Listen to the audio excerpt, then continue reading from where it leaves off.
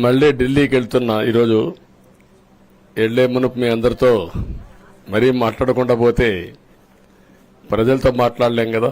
మీతో మాట్లాడితే ప్రజలతో మాట్లాడినట్టు. ఎలక్షన్ అవుతారు, నిన్నంత బిజీగా ఉన్నా కాబట్టి ఒక 2 నిమిషాలు మీకు చెప్పి తద్వారా ప్రజలకు చెప్పేద్దామన్న ఉద్దేశంతో ఈ కార్యక్రమానికి శ్రీకారం చుట్టాను. ముందు మీడియాకి, అదే మరి రాష్ట్ర ప్రజలందరికీ ధన్యవాదాలు. శిరస్సు వంచి నమస్కారాలు తెలియజేస్తున్నా. ఎందుకంటే నా సుదీర్ఘమైన రాజకీయ యాత్రలో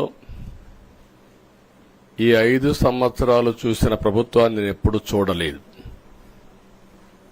ఒక రంగం అని కాదు, ఒక వ్యవస్థని కాదు, ప్రజాస్వామ్య వ్యవస్థలన్నీ ఏ విధంగా ఇబ్బంది పడ్డాయో, ఏ విధంగా నిర్వీర్యం చేశారో మనం అన్ని చూశాం.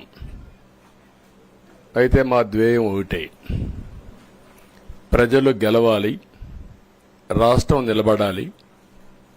దీనికోసం ఎన్ని త్యాగాలైనా సరే చేసి మళ్లీ భావి తరాల భవిష్యత్తు కోసం ముందుకు పోవాలని చెప్పి వెళ్ళాం. నేను చాలా ఎన్నికలు చూశాం. 10వ ఎన్నిక నిన్న. అంటే ఇన్ని ఎన్నికలు చూసినా, అంటే ఎన్నికలు చూడడమే కాకుండా ఈ ఎన్నికలన్నీ at the helm of affairs ఉండి ఎప్పటికప్పుడు సమీక్షలు గాని ఇవన్నీ నిర్వహించడం కూడా చేశాం. రాజకీయాల్లో ఒడికిదుడుకులు సాధారణంగా ఉంటాయి. ఎవరు శాశ్వతం కాదు. దేశం శాశ్వతం, ప్రజాస్వామ్యం శాశ్వతం, రాజకీయ పార్టీలు శాశ్వతం, అధికారం అశాశ్వతం. రాజకీయ పార్టీలు కూడా సక్రమంగా ఉంటే మళ్లీ ప్రజలు ఆదరిస్తారు. లేకపోతే రాజకీయ పార్టీలు కూడా చాలా పార్టీలు కనుమరుగైపోయినాయి. వ్యక్తులు కనుమరుగైపోయారు, రాజకీయ పార్టీలు కనుమరుగైపోతాయి.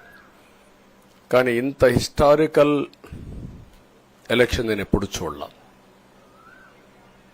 నా జీవితంలో చాలా ఎలక్షన్స్ ఫేస్ చేస్తే కానీ వేవ్ కనపడేది, వ్యతిరేకత కనపడేది.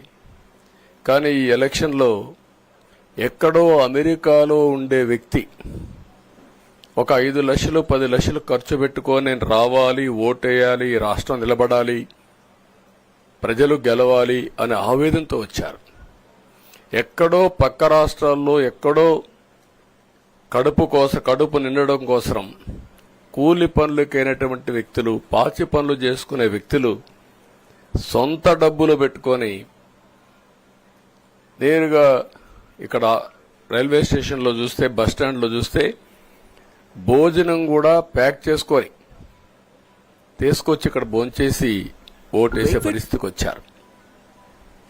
ఈ కమిట్మెంట్ ని ఏ విధంగా వర్ణించాలో నాకైతే అర్థం కాదు. ఏ విధంగా వాళ్ళని అభినందించాలో కూడా అర్థం కాని పరిస్థితి. అనేక ఎన్నికల్లో అనేక అనుభూతులు చూశాం. కానీ మేము అన్ని ఎన్నికల కంటే ఇది ఒక తెలుగుదేశం పార్టీ చరిత్రలో, ఆంధ్రప్రదేశ్ రాష్ట్ర ప్రజల చరిత్రలో సువర్ణాక్షరాలతో లిఖించదగ్గ ఎన్నిక. ఇది ఒక హిస్టారికల్ ఎన్నిక. ఆగస్టు క్రైసిస్ తర్వాత, ఎన్టీ రామారావు గారు పార్టీ పెట్టిన తర్వాత 83లో మేము గెలిచాం. అప్పుడు 200 సీట్లు వచ్చాయి. కొత్తగా పార్టీ పెడతానే ఎన్నికలకు వెళ్లి 9 నెలలు అధికారంలోకి వస్తే 200 సీట్లు వచ్చాయి. 94లో మీరు ఒక్కసారి చూస్తే ప్రజా వ్యతిరేకం వల్ల 3 ముఖ్యమంత్రులు మారడం వల్ల ఆ రోజు మీరు ఎన్నికలు చూస్తే దగ్గర అపోజిషన్ పార్టీకి రిక్వైర్డ్ నెంబర్, అంటే అపోజిషన్ లీడర్గా వచ్చే స్టేటస్ రాకుండా వచ్చాయి. అవన్నిటిని వర్పించే విధంగా ఈసారి ఊహించని విధంగా వచ్చింది.